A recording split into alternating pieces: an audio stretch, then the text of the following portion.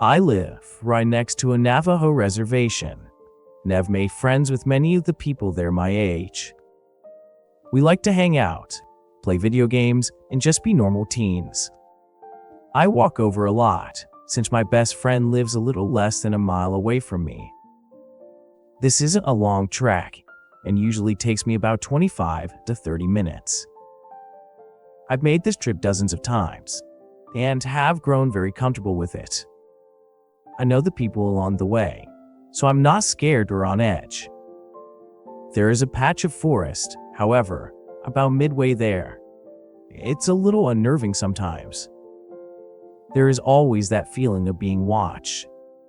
This was a regular occurrence for me, so I tried to just ignore it and shake it off as my mind was playing tricks as me. This day, I spent more time in my friend's house than I meant to, and when I left it was already getting dark. I reached the stretch of forest right as the sun disappeared from the sky. I shivered a little as I readied myself to begin the journey through. I was 10 steps in when I heard a branch snap. You know the sound, the one that screams there is definitely someone or something there with you. I froze, not sure of what I should do next. Should I run? Should I turn around and book it back to my friend's house? I didn't know the best option in this situation. I whispered, "Hello?" hearing my voice crack as the words fell from my lips. I don't know why I even opened my mouth, but it was out in the middle of nowhere, and I figured I would just listen for any reply. My heart sank when the answer came back in the sound of my own voice. Hello? I started to breathe too fast. My heart pounded against my chest. I felt like I might faint. Hello?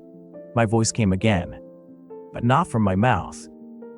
I wanted to run, but my feet felt cemented to the ground. I couldn't scream, and I couldn't reply, as my voice echoed over and over from a short distance away. I couldn't pinpoint exactly where it was coming from. It sounded like it was everywhere around me. Hello? Hello? Hello? It repeated. Stop it! I finally managed to tear from my lips, and everything went silent. For a long minute, nothing happened, and the air grew stale, and I realized for the first time that there were no typical forest sounds. There were no bugs, no frogs, no crickets, nothing. I stood there, terrified, waiting to see what would happen next. Stop it! It mimicked back. I had had enough at this point and was willing to have my heavy legs to move. Before I could take a step, I heard rustling in the bushes 20 feet to my left. I watched in horror as a deer head with huge antlers protruded through the brush.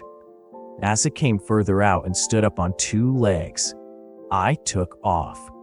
I flew out of those woods and all the way home in record time. I said nothing to my mom when I got there. I just went up to my room, laid down, and thought about what happened. My mother came in at some point and asked me if everything was all right. I replied with a yes. I was just tired. I don't know why I didn't tell her. I guess I might have been afraid of how she would react. I called my friend and told him everything. He freaked out and told me that no matter what happened that night, to not reply or look out my window. This terrified me even more. He said to call him the next morning and he would explain more, that he had to speak to his grandfather as soon as possible. That night, I didn't sleep at all. I stayed awake listening to every little sound that night brought. Around 3 a.m., just as I was about to drift off, the air changed and the night sounds quieted. I felt my heart begin to pound. I lay there and waited, pulling the covers up over my head like a child, far too scared to move. It came after a long moment. Hello? I cried. It was all I could do. Hello? Stop it! It mocked what I had said in the woods again. It was terrifying enough when it copied what I said. But then, it did something new. It called my name. Amy, my mother's voice. Amy! Amy, come here! Hello? Stop it! My voice again. For the rest of the night, the creature outside my window called my name in my mother's voice and repeated what I said in the woods over and over. In the morning, when the sun broke through the dark, it finally stopped. I fell into a fitful sleep. I woke up around 12 to my friend calling to tell me that he had spoken to his grandfather and could explain what happened to me. He said there was a creature they called Yi-Na Lushi. He goes on all fours, or skinwalker. He explained that it was an evil witch that used a dark magic to transform it to an animal with the attributes it required, and that it had caught my sense and knew me now. I was also given a warning that since it knew me, it would always follow me, that I would always have to be careful. Last night, I heard scratching in my window, then a low hum. The creature began saying my name again, but also adding in things I hadn't heard or said before. It was in my mother's voice, and at one point, it started calling my name, but drawling out for a really long time, like, Amy. It tried to get me to come outside, or to open the door, and let it in my house. This went on all night. At this point, I feel like I'm going crazy. I don't know what to do. Is this seriously going to stalk the shadows around me for the rest of my life? I don't think I can take that.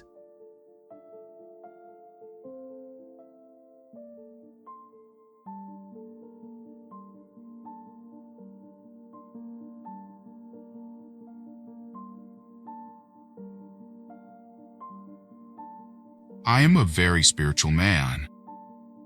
I converted from Christianity to a sort of shamanistic paganism a long time ago. I just have such an appreciation for nature and the wild that it just made sense. When I go hunting, I either never waste any part of my catch, or I'll dig a little pit and burn what I don't need to kind of nourish the spirits of the forests. How real these spirits were was about to be made very clear to me very soon. An old friend named Mike was visiting me, and us being avid hunters set out into the wilderness to bag us some grouse and fish. I'd say, about 2 hours of hiking from our truck, we came across a stream.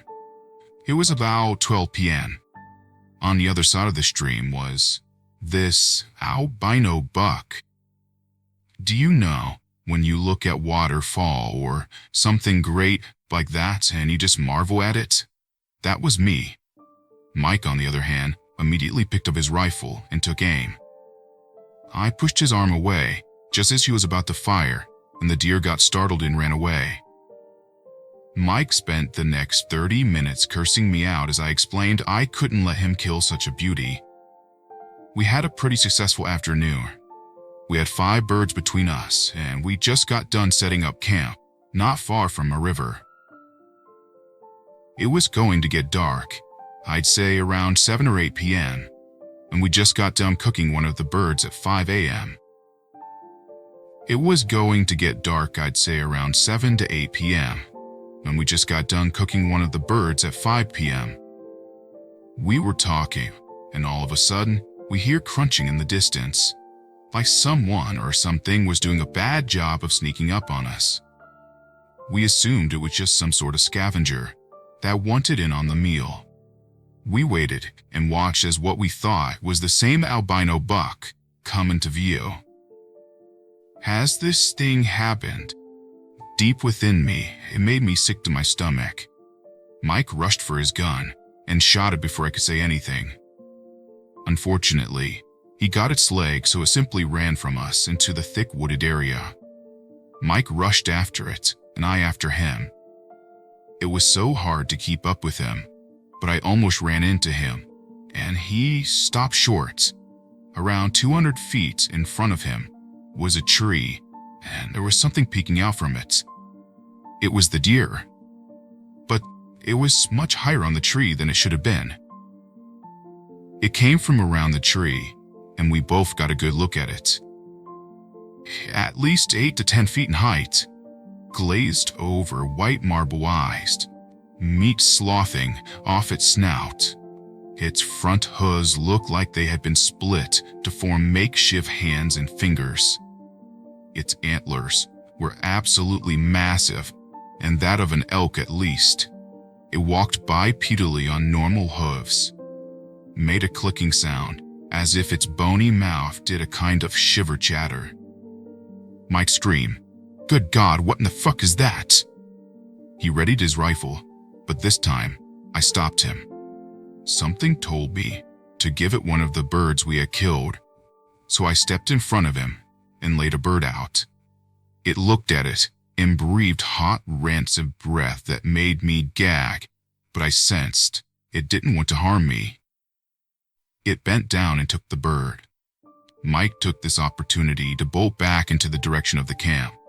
Without missing a single moment, the beast sprinted and caught up to my friend, smacking him aside with its antlers. He crawled next to another tree to prop himself up. The beast wanted him, not me, I figured.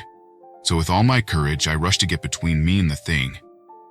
I held my arms out to cover Mike, and the beast got in my face, and I swore I could hear unintelligible whispers coming from its mouth.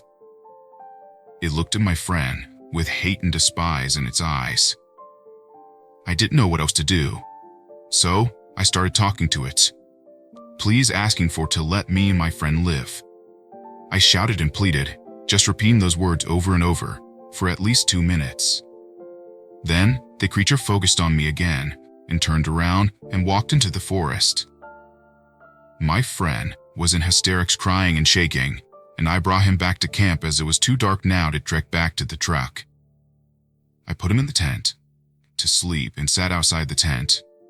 Every once in a while, I would hear the same unintelligible whispers, but finally, I passed out and woke up.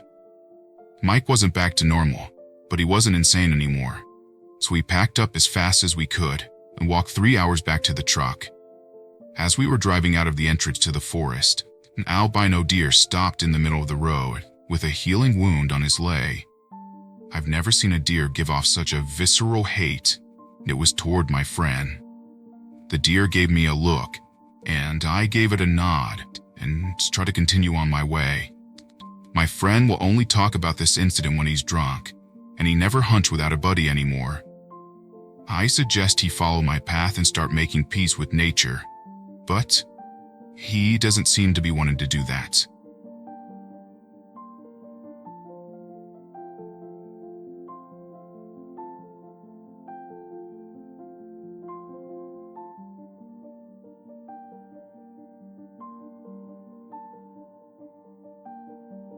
This is a true story. My stepbrother and I were only 14 and 16 years old at the time, and we are at our remote cabin in May. My stepmother is Native American, so the cabin is on tribal land. It is about an hour ride on old logging roads. To give you an example, there is no cell service and you cannot hear anything. There are no noise pollutions. There are 2 cabins on the little stretch of the lake. One to the left of us is run down, and the one to the right of us is kept up but not the nicest.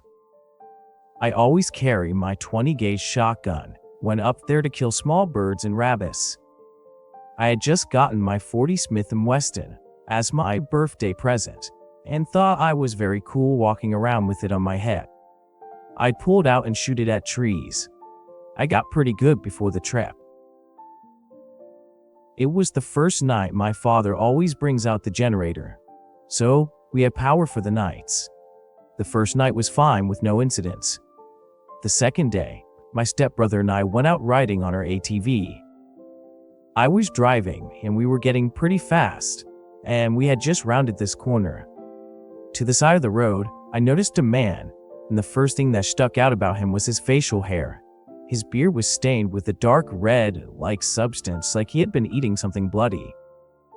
It was moose season, so we assumed that he had been gutting the moose and had got blood on him. But he didn't have a gun on him, so it seemed different. But then I just thought he left his gun by the kill. But then I thought that we had never heard shots, and how quiet it was. We would definitely hear the gunshots. For some reason, I stopped the ATV, and because of my age and how cool I thought I was, I suited my side so he could see that I had my block on me. He dismissed this when we asked him what he was doing out on this remote stretch of road. He then replied in a rough, deep voice, "Huntin'." We then said, because we were dumb, "Well, that seems fun. See ya, mister." And I sped off. When we were driving back, I let my stepbrother drive. When we passed the spot again, I looked off into the thick underbrush. I didn't see anything or anyone. We got back to the cabin and I told my dad what had happened. He told me he was probably just hunting, and my stepmother seemed scared like always. And my father told her it was fine. A couple of hours later, we were eating dinner, and it was dusk. My father, an avid fisherman, took him and my stepbrother out to the lake while my stepmom and I stayed at the cabin. It was about 30 minutes before dark and my dog Ginger was sleeping on the stoop. My father and stepbrother had still not gotten back yet. All of a sudden, Ginger stood up, and with it being so quiet, I could also hear the sticks snapping and leaves rustling around. My mom was inside and didn't do anything when Ginger barked. I, being the cool young kid, but also very scared of being so far out in the woods, ran into the cabin, got my stepmother, and told her what was going on. She told me don't scare her, but I reassured her I was not and to go down to the lake and to call for my dad. I was now scared because there was a little to no light and the generator was not on. We had not started the fire yet. I yelled for Ginger to come back, and she did, but she had a little bit of odor on her which seemed to be different to me. But because of what was going on, I was so focused on the woods, I didn't think much of it. My father came up from the lake with a bass in his hand and told me it was an animal and not to scare my stepmom like that. I told him it was not a joke, and I thought it was that guy from the road earlier. He then said, "Okay, there's a flashlight, go find out." I was skeptical, but I grabbed the flashlight from his hand and went out with Ginger. As soon as I entered the trees, I drew out my gun, clipped off my safety, and pointed the flash in the direction of the sticks breaking. Ginger then froze.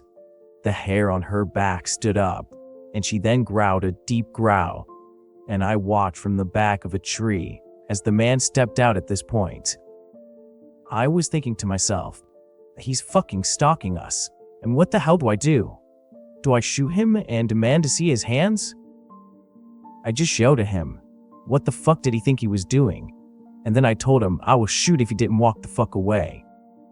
Now, I was 14 and not very scary, and he looked at me and smiled. And the way he smiled with his decaying teeth was so disgusting, and the way he looked at me like I was nothing, it sent chills down my spine. Ginger then barked very loud, and I screamed to my dad, "Help, get the guns!" The man then almost tried to lunge at me. I shot it and hit him in the upper shoulder. It didn't even seem to stop him. I then turned and ran, and Ginger was hot on my heels. The man was still charging at me. I kept screaming and just running so hard. I was so scared. He wasn't going to stop. My dad then ran out with a Cav 9mm in his hand. All he could see was the flashlight going up and down as my arms were pumping, running from the man. I was just about to get to the dirt driveway when another man came from behind the huge boulder. I quickly ducked, and the man's eyes were beady and just dark black souls with no pupils like a deer's eye. These men then stopped dead in their tracks. The man behind me told me I better stop, and for some fucking reason, I did. I pulled my gun and shot right above the man, and he came from behind the rock. He said in a monotone voice, "That was a mistake." My dad, who then rounded the bend in the driveway, yelled at the man to go or he'll shoot. I whirled around, and the man who started to attack me was bleeding. He didn't even notice it.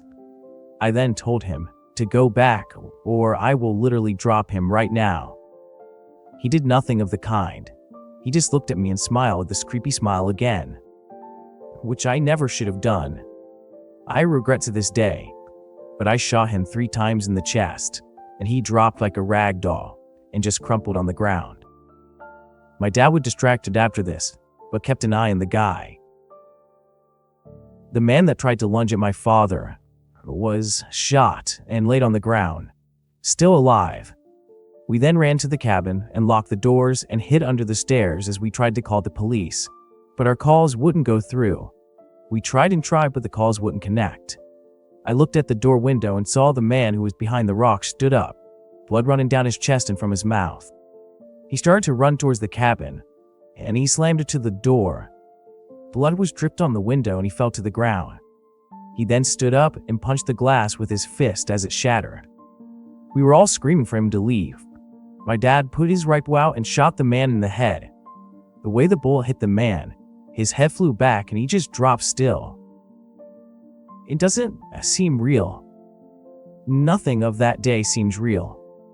The cops then told us they were not in the system and had no idea who they were. And to this day, we haven't gone back to that cabin, and the men were still not identified.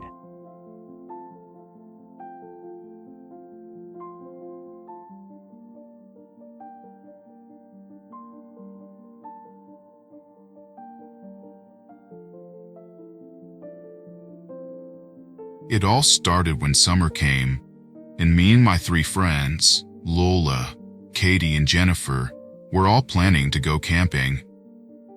We were all excited and scared at the same time, because we were going camping alone. Lola asked her dad if he could drop us off. He agreed to take us. When the next day came, we started heading up. Lola's dad set up the camper that we were using. "There are some spare blankets inside in case you get cold," he said, before leaving. Lola's dad finally got in his truck and turned around. He stopped and rolled down his window and said, "No boys," to all of us, smiled at us and let us know he was joking, and drove off. There were 3 rooms in the trailer, 1 master room, 2 rooms with bunks, and each room had a TV in it. So nobody cared what room they got. Everyone knew that Jennifer didn't like small rooms, so we let her have the big room. I was in a room with Lola, and Katie was in a room by herself. I started unpacking when we heard a loud boom outside. "Lola, did you hear that?" "Hear what? The boom?" "Yeah." We both looked at each other, startled, and then continued unpacking. Something seemed off. It was the fact that Lola was so chill about it. I was done unpacking, so I walked outside and started a fire. Jennifer walked out and asked if I saw it. I asked, "Saw what?" And then she started freaking me out. She was staring behind me, panicking. Her eyes darted back and forth, and then she calmed. I felt as if something was watching me, so I turned around. I saw an orb in the corner of my eye. It was reddish black, but by the time I turned to look, it was gone. I was so freaked out. I told Katie she could cook instead. We had her family's secret recipe of shepherd's pie and a bunch of vanilla cupcakes. There were about a dozen cupcakes left in the open box, so we just left it on the table and went to bed. I could hear the TV coming from Katie's room, so I punched the wall and told her to be quiet. Right after I said it, everything went quiet, except for a small scream in the distance. It didn't sound human. It gave me chills that ran down my spine. I dozed off, but woke in the middle of the night from hearing someone in the kitchen. I woke up Lola. Then we walked out into a small hallway that led into the kitchen. I saw Jennifer sitting on the table, staring straight ahead. Something touched me. I jumped and realized it was just Katie, seeing what was making the weird sounds. Jennifer was really creeping me out. She never stared into space this often, but then I noticed something in the corner of my eye.